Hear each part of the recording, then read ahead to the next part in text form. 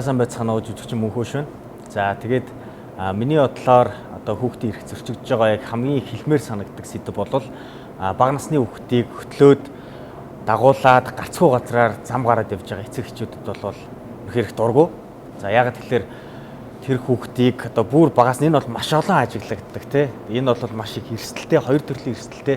За нэгдүгээрт өөрийнхөө хүүхдийн ирээдүйн амь насны баталгаа осол аваарт орох одоо магадлалыг маш өндөр болгож байгаа. Тантай өнөөдөр за ингээд хөтлөөд гацуу газараа гялсгүйгээ гарчиж болдгийм байх гэсэн сэтгхүү тэр хүүхдэд багаас нь суун.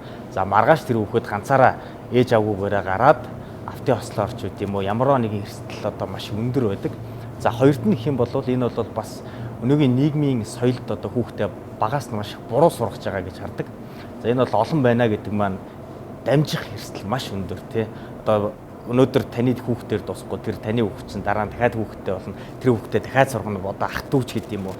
Энэ бол ер нь багаас нь хүүхдийг одоо бидний амьдарч байгаа нийгмийн соёлд бас их маш буруугаар хэвшүүлж байгаа асуудал гэж бодогддог. За тэгэхээр ийм том хоёр эрсдэл гэдэг маань өөрөө хүүхдийн эрхийг бас гадны нөлөөтэйгээр зөрчиж байгаа маш том зөрчлөө гэж би бол харж байгаа. За тэгээд хүүхд бүрийн төлөө хамтдаа хичээцгээе.